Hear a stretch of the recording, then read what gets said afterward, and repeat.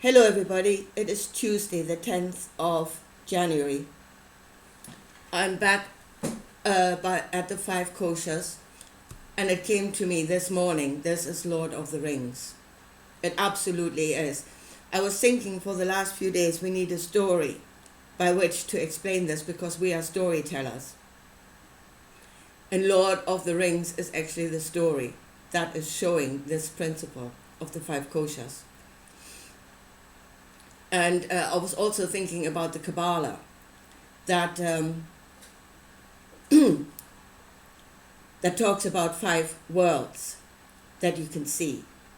Now, the 5 worlds are created by 5 different perceptions by which you interpret the world around you. And again, it is this. Now, we have this model of the 5 really clearly defined rings, which in our nature, it doesn't actually work like this. Nature is not clearly defined, yeah? But things are flowing into each other and they are all interacting with each other. But first of all, we need to define the different parts before we can see how they interact with each other. And again, that is what this is doing. It is showing you the different parts. So, and the last thing I heard a man talk about, that he's interacting with people and he says they are like, they have no soul, they have no depth. Yeah, they seem to be like not enlightened in any way. And that is really what you're interacting with that, and that is where we're starting to go into the rings. What you're interacting with there is somebody that is purely functioning in the outer ring. Yeah? Restricted to functioning in the outer ring. And whose actions are really directed only by the need of the body, only by the physical input. That is by hunger, by thirst, by the need for shelter, sexual procreation, the need for procreation, and is purely driven by that. And that is his world. And no, there is no depth. It's not that the other rings don't exist. They exist in all of us. They're just not aware of them. And they're functioning inside of the outer ring. And I think that Kundalini as well is part of the outer ring, because the need for pleasure is actually in the outer ring.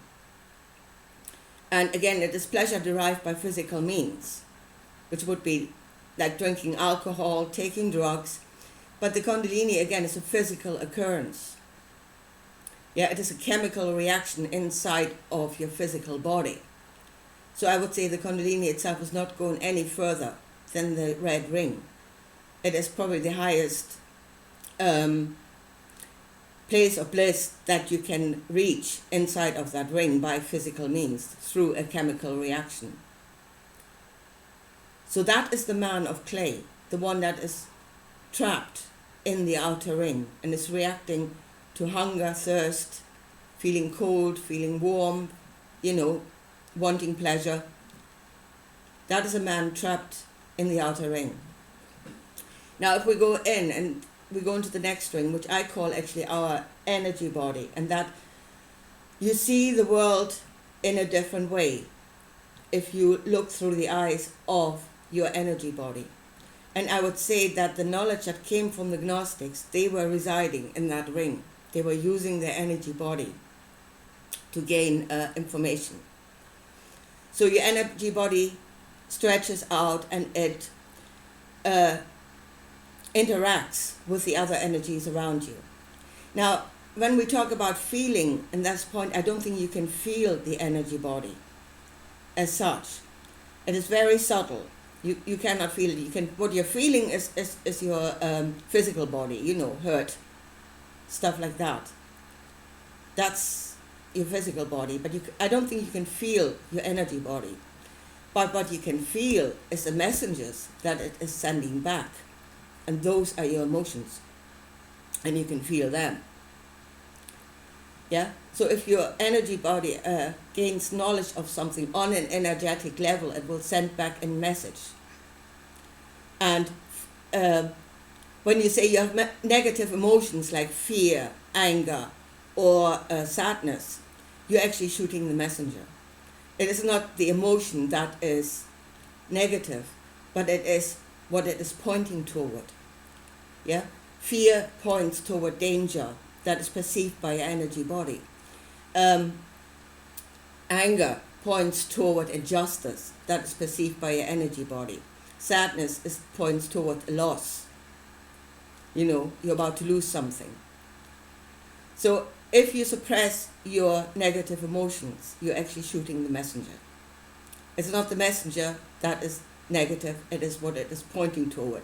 And you should listen to your emotions, and you should try and think and see what it is they're actually trying to tell you. Now, the other thing that the Gnostics did, and I don't think they understood what they were doing, is that if your energy body, knows another energy out there, your rational mind might give that a form. It gains knowledge of the other energy, and it might give it a form, which is the bloody angels and demons, where they are coming from. That is, again, it's your rational mind given a form to the input of the energy body.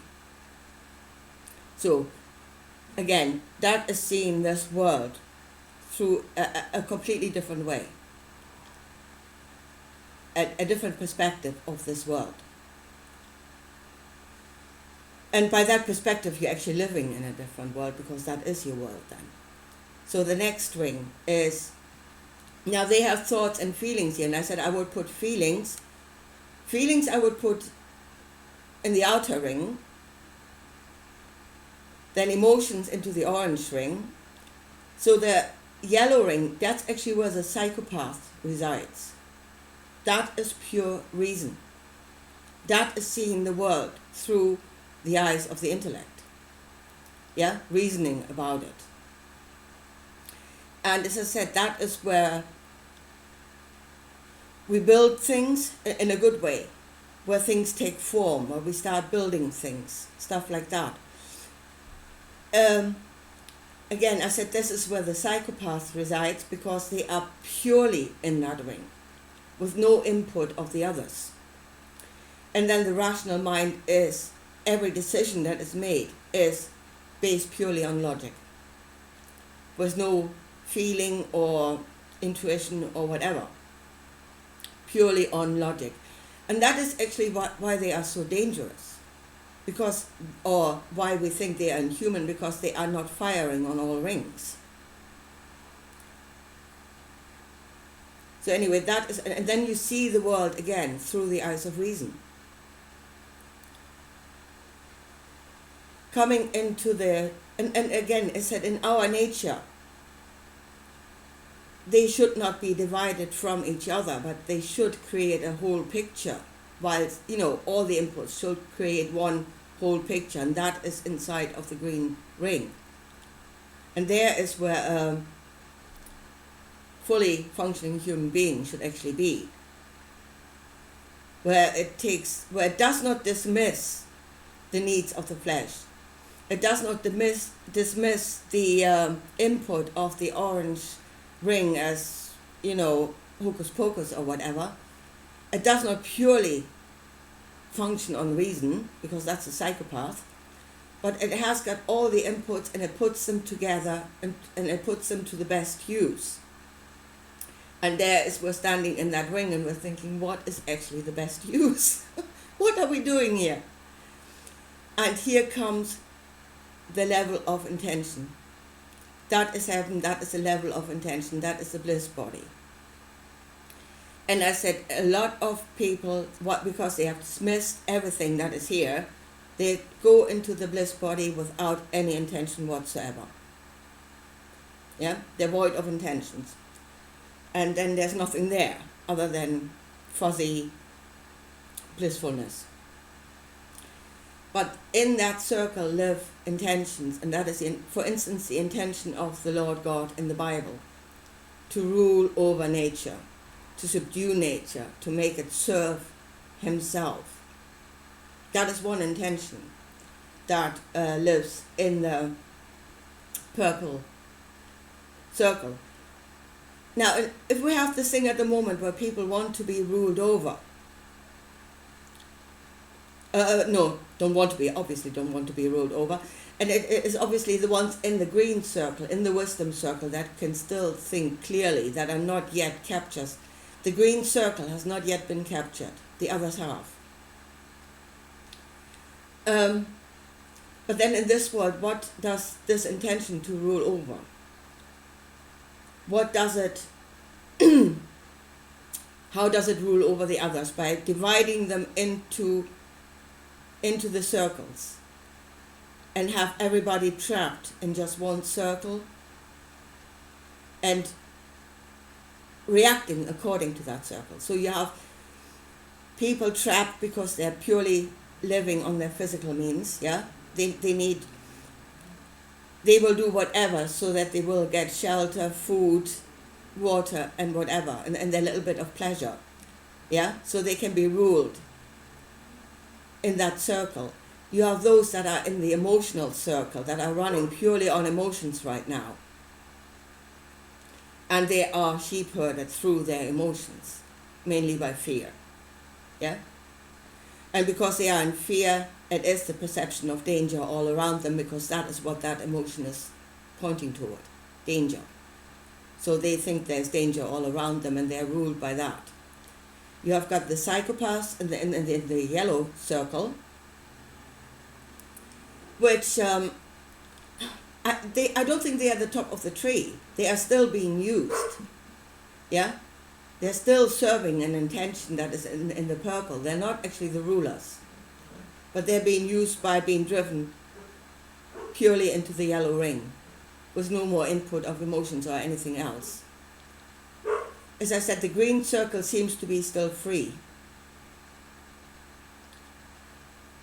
So, and if you, again, put this in Lord of the Rings, in that story, you have in the outer ring, you've got the orcs, you've got the men, the emotional creature in the orange, you've got the rational, the builders, the dwarfs in the yellow, you've got the wizards, you've got Gandalf in the green circle, yeah?